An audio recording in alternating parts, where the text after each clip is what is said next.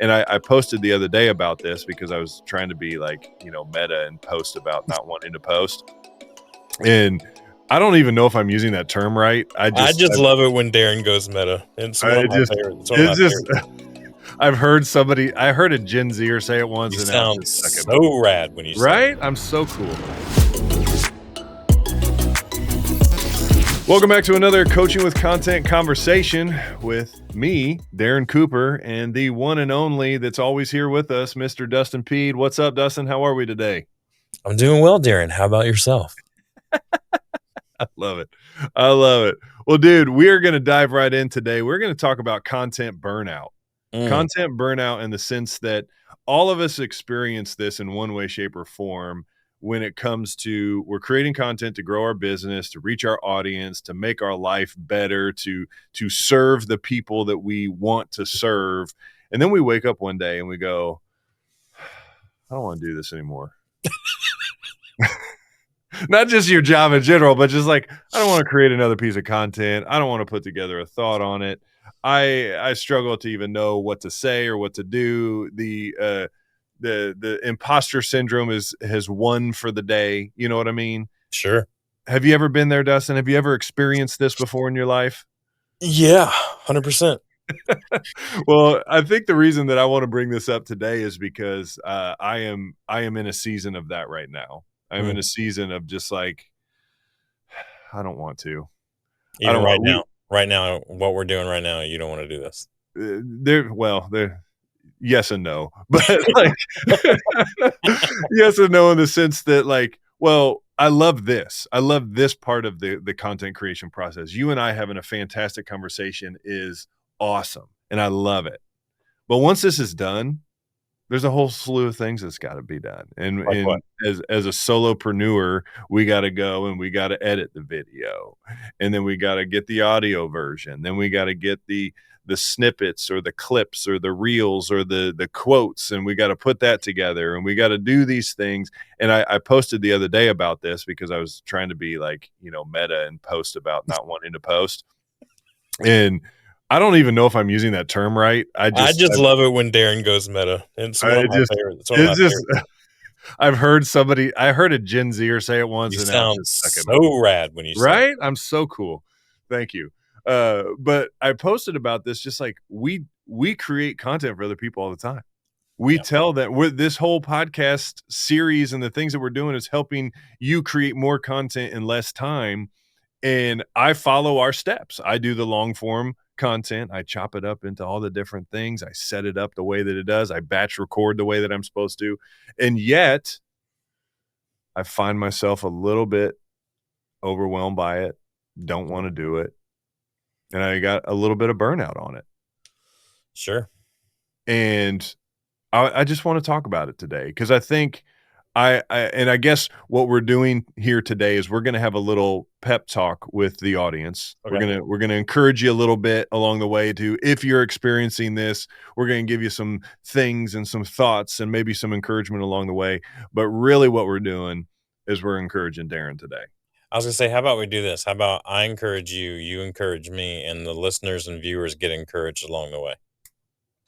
That's what I was trying to say, but you just said it more eloquently than I did. All right, here's where I want to start. I don't know where you want to go from here, but I got to get this all out of my brain before it goes away. Bring it on. I recorded an episode of my podcast this morning about 30 minutes before we did this one. And I didn't really want to do it either because today is a very busy day and I got a lot going on. But that's what I do on Mondays. I start the week off on Mondays recording my episode. And the reason I'm in that rhythm right now is because it reconnects me with why and the passion of what I'm doing right off at the beginning of the week to kind of set the temperature and the tone for the week, right? And we talk about leading other people a lot as leaders, but we know that leading ourselves is probably the most important leadership there is. Like, we can't lead others, can't lead spouses and families and team members and organizations and clients and all these things without really leading ourselves. And so for me this morning, I didn't want to do the episode. Thank God past me had already written my my notes so that all I had to do was just kind of show up and just talk about the things that were on my notes. And so it just went, and it reconnected me with, wow, we're doing a lot here for in my business, Chief Creative Consultants. Like, we're doing a lot here. So let's go do that this week. It's huge. It's huge. So it doesn't always work, but today it did. Well, Dustin, I want to know, well, I'm going to ask you a question. Did I share any notes with you before we started this podcast? No, in fact, I asked what the notes were, and you go, I don't know. Let's just get into it.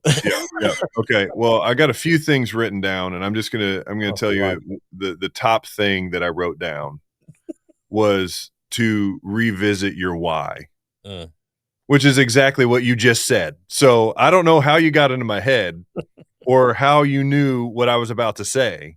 Yeah. I think it's just where we're at in our relationship now. You nailed it. And, yeah, it's true. Finishing each other's sandwiches. That's a good sandwich too. It's probably from Jimmy John's, right? Jimmy John's. You already know. Giving him Jimmy Peppers. This podcast episode is brought to you by Jimmy John's. And now Dustin and I are going to go get Jimmy John's later in different states. That's how much we eat Jimmy John's. Anyway. Extra hot peppers. Oh, so true. If you don't do the extra hot peppers at Jimmy John's, you're really failing yourself. I went the other day and was so proud because I was like, Darren's going to be proud. I'm going to take a picture of this moment. And I left, and not only did they leave the tomato on when I asked them to take it off, but I also was mad at myself for not even ordering a regular hot pepper, much less any hot peppers at all. And that was a big mistake. You completely failed your Jimmy John's experience. I did, and it was nowhere near as good. It was just like who made this? Yeah. Anyway, moving on. Anyway, that's not why we're here. But no, what you just said, Dustin, is one of the biggest points that I know that I had to wrestle with in this feeling of content burnout. What am I doing? What am I trying to say? Who am I trying to help? Like, you start to question everything when you find yourself in content burnout. One of the number one things that I wrote down was you got to revisit your why. Why are we doing this? You got to put your avatar in front of yourself again, and you got to go, this is the person that I'm trying to serve. This is the person that I'm trying to help. And this is important because I get to help others in the content that I create. Hence the idea or the title of Coaching with Content. You can coach through your content. You can reach people with your content. If you find yourself burnout today, if you find yourself overwhelmed, which I will be the first one to raise my hand and say that I am, you got to just simply revisit the why and say, man, it's worth it.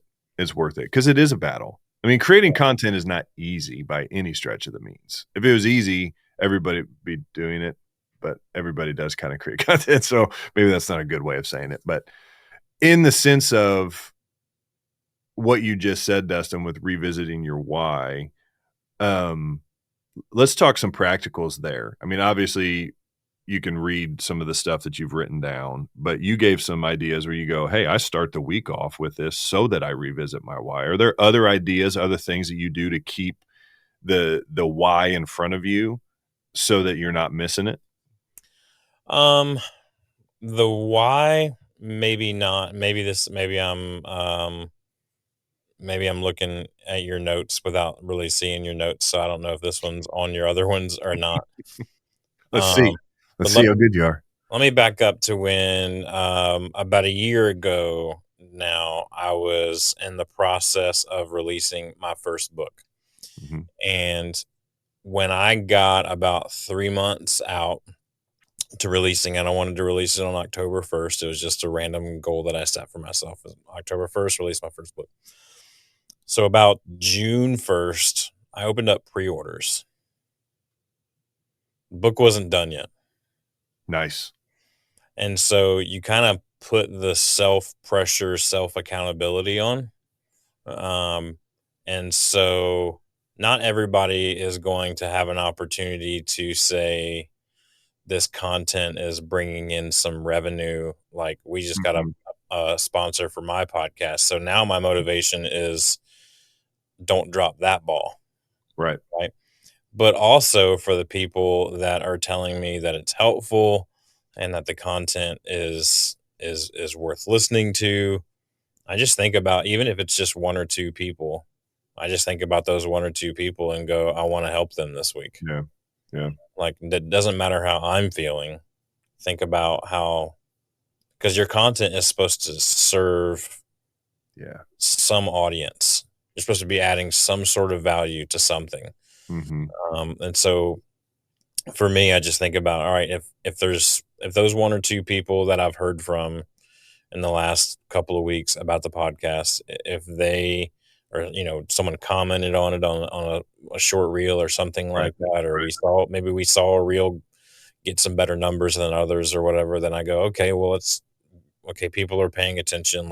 Yeah. Let's lean into so it's an others driven, like, don't let other people down, don't drop the ball on potential income. Like, that's a motivator too. So it's not necessarily Yeah. maybe it's why adjacent. Yeah.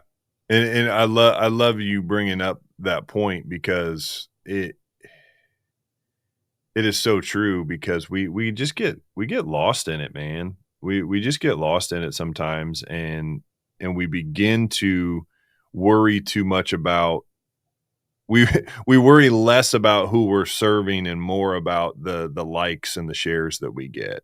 Hmm. And I know it's hard because sometimes the likes and the shares give us an indicator that we're onto something. Sure. So it is there's a fine line there, right? Because it's so hard to not look at that stuff because those are the quote unquote metrics, but also like you can't get lost in it because you're trying to serve the folks. Yeah. And something that came to mind as this isn't on my notes, so we're gonna be adding to the notes now at this point, but Mm. um, something to do when you feel this, and this is I'm looking in the mirror when I say this today, is to create more and consume less. To Mm. create more and consume less. When you find yourself on content burnout, I know when I feel this, it's usually because I've spent the majority of the day scrolling, looking, researching, I would say. Researching, Dustin. I'm researching the post. Just no, I'm And what happens psychologically when you do that? Where do your oh thoughts go? man, psychologically you go, I'm not as good as that person. That Exactly. guy's got it all figured out. Look at this dude. Look at this girl. They are killing it, and I am just a piece of crap. Like it is the mental health slide of all mental health slides, right? You Right. just go, and so I think for us that are finding ourselves at content burnout, if we call it step 2 in the we like to build frameworks as we go. I'm not sure we're going to get there today, but we're going to do a step out of content burnout. Did that just rhyme? I think it did. I Anyway. think out and out do rhyme. Yeah. Oh yeah, it's the same word. So never mind.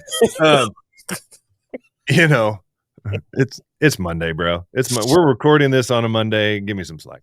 Yep. But no, like when we stop consuming and we create more, we can find ourselves in this place that we're talking about. What you were just saying, where it becomes oh man, we're speaking to the right people, we're helping the right people, even if it's a handful, right? Like you said, Hmm. and you're finding great passion in that, not because the numbers are blowing up and we're going viral again, but because you know that you're serving your audience well, and that brings a lot of passion to what you do, especially in the content creation game. You know. Yeah. Yeah. Yeah. All right. So we've revisited our why. We've gone a little adjacent and we consume less and we create more. But something else that I wanted to bring up in this content journey, and something that will help if you're finding yourself burned out today, and something that I just wrote down as ways that I could get out of my own crap, right? Was to lean on the community and collaboration more. Mhm. Lean on community and collaboration more. And what I mean by that is how can I lean into, for example, Dustin, your co-host at this point on the Coaching with Content podcast. That's what my Um, agent told me. I know. yeah, I know. We've suckered you into this, and I'm here for it. But you're a co-host, and today, like we were joking earlier, I basically said, "Man, I just want to talk about content burnout because I'm there." And you're like, "What angle are we taking?" And I didn't have this 3-point sermon and a altar call ready to go. I just said, let's have a conversation about this. I wrote down a couple of notes of how I could get out of this, but really I'm leaning on you, right? To kind of help shape this conversation, to help ask me questions when we're kind of like, what are we saying here? Or what are we doing here? And bring your ideas and bring your perspective. And you're not saying that you're at a content burnout place. And now you're inspiring me and helping me and saying, well, how are you feeling about that there? What are you doing there? And now I'm leaning on you as a collaborator, but then leaning on, the community, the people who could now it's giving me creative ideas of going, who could edit this podcast for me? Who could get it down into the content buckets that I need, right? Like, how could I lean on some other people right now? Maybe it's not a forever thing, but right now I lean on the community and the collaborators to get me to a good place. And that's really, really helpful. How have you seen that play out for you, Dustin? I know you got a couple of folks that help you. But you're primarily in your podcast and doing your thing. But I know you have some people around you, and like, what does that look like for the community and collaborators you have around you? Yeah, I mean, I think there's a couple of layers. I think it's for one, it's what topics do you address, right? Because I recorded episode 126 this morning. Well done. You start to go, what else do I say that I haven't said already? Which, side note, I would say you can repeat things, and I often do, because not everybody has heard every single episode. Yeah. But I lean on from a content, from what do I talk about? What do I even talk about? When you're kind of talking yourself out of hitting record, you go, I don't know, what am I even going to talk about anyway? I'm not going to do it. Right. Then you go, not that I've ever heard you say that before, Darren. Never said it. But I start to ask people like Darren and other contractors on my team, and go like, hey, what do you think about this? Or hey, the wells are running a little dry on content ideas. Go there. You could certainly tap our best friend Claude and ask him, hey, what are some content ideas or some angles that I haven't taken before? So as far as like the network and the community and the collaboration before I hit record, that's it. After I hit record, I'm like you. I'm always looking for, who can I delegate this to? How can I automate this better? I'm putting it through the focus funnel. Is there any part of my podcast that I'm making harder than it needs to be? Let's eliminate it. Let's eliminate the friction as much as possible to even showing up and getting the thing out. So is there a part that's overcomplicated right now that's not really serving me? Then let's trim it back a little bit. Are you trying to do 30 minutes when you're running out of stuff to say at 10? Then do a 10-minute episode. Who cares?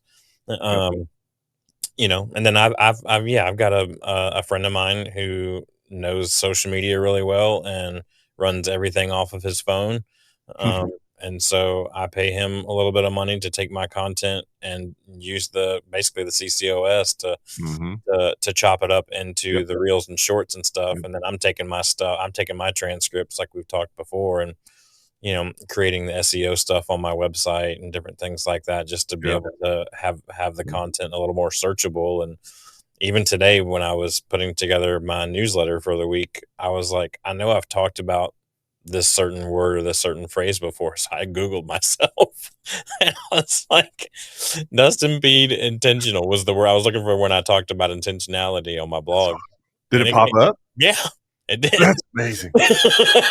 So it's like, because I went to my blog and I'm like, I don't have a search feature on here. I should probably work on that. And then I was like, wait, there's a giant search thing that searches the internet called Google. Amazing. So I used Google and did that. But anyway. That's wild. Yeah, and then I know we at 1898, we've used apprentices before, which are cheaper free labor. On another podcast that I'm on for my other business, the Culture Base, my 14-year-old son edits that podcast. I just reviewed this week's episode this morning. Looks great.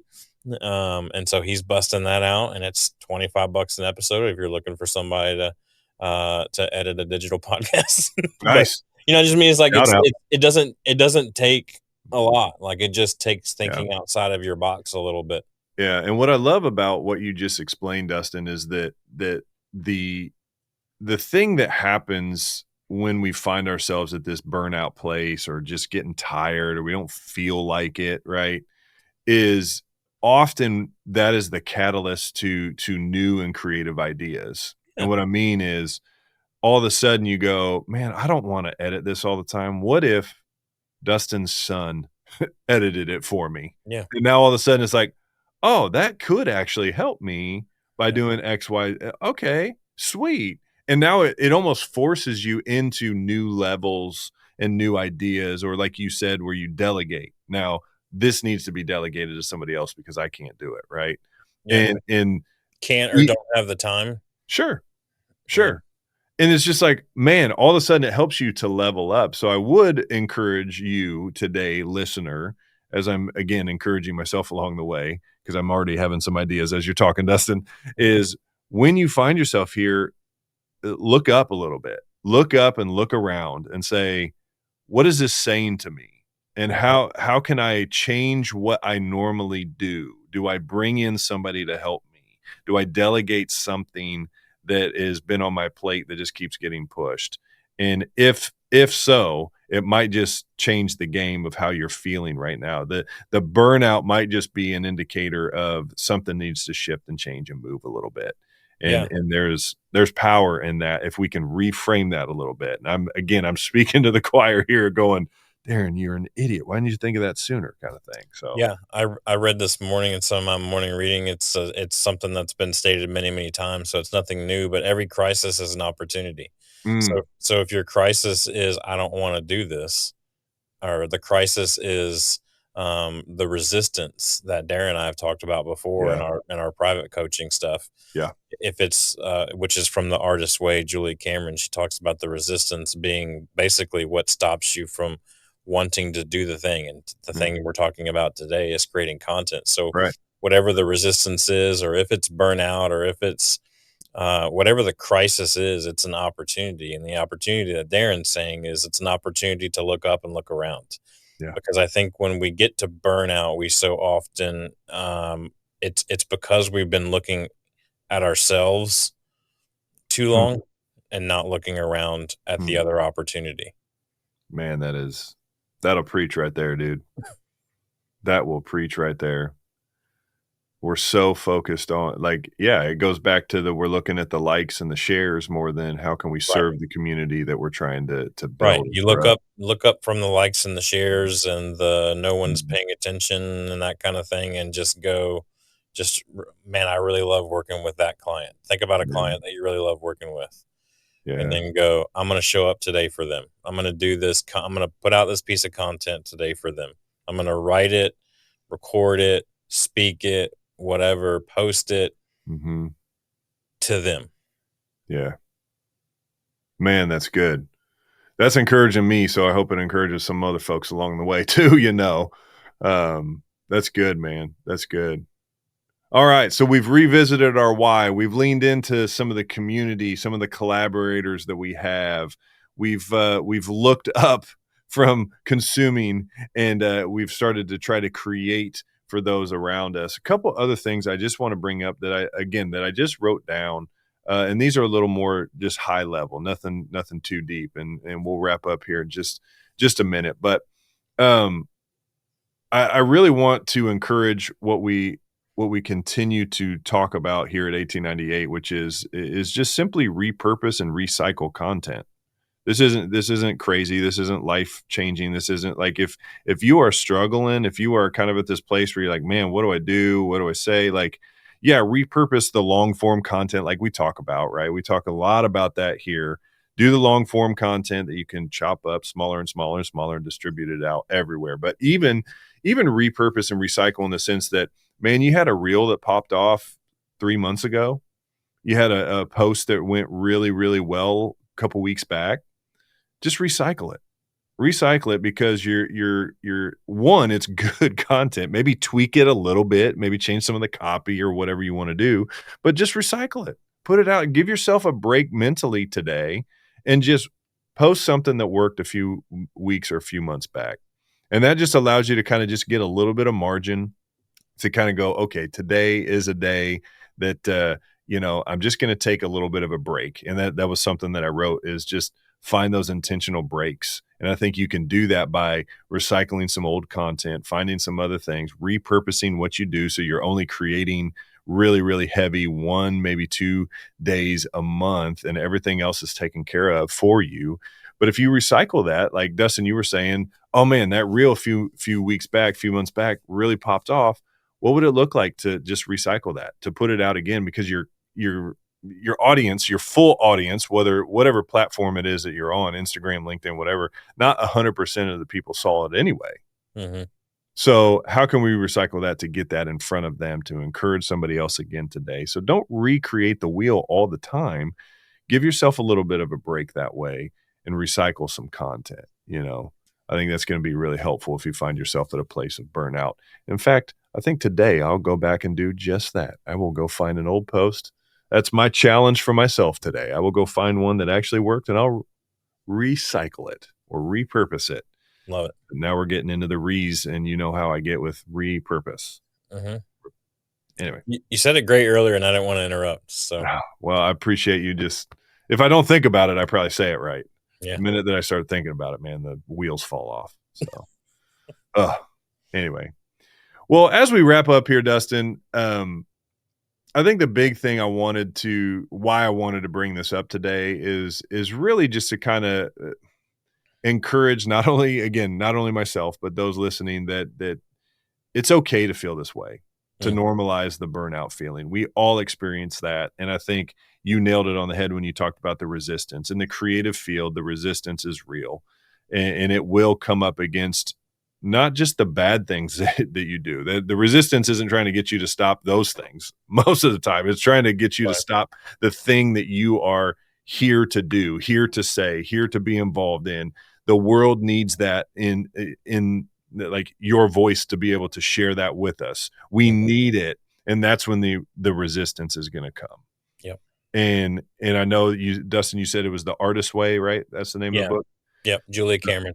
Julie Cameron, The Artist's Way, talks a lot about that. If you haven't read it, that's a highly, highly, highly recommended book. Yeah, even if you're not consider yourself an artist, I would definitely. If you're someone that's trying to put something out that matters into the world, then I would check it out. Yeah, yeah. And so that's the thing is that often, and we'll say it here once, we'll say it 1,000 times, is that your voice does matter in this world. And we need you to do the hard work, to fight against the resistance, to battle it, to win and be victorious in it, so that the world can experience your voice and your art and your thing, because that's when awesome things happen. That's when people's lives are changed. That's where, and when I say that, often I know it's easy to think about hundreds of thousands of people and all that and blah, blah. And yes, maybe. But often it's just that one person. It's that group of people. It's your audience, large or small, that you can begin to encourage and coach and change and challenge and all of those things. And it starts by battling against that resistance and really stepping into it. And so if you find yourself in content burnout today, if you find yourself overwhelmed by it all, keep battling, keep stepping in, keep making it happen.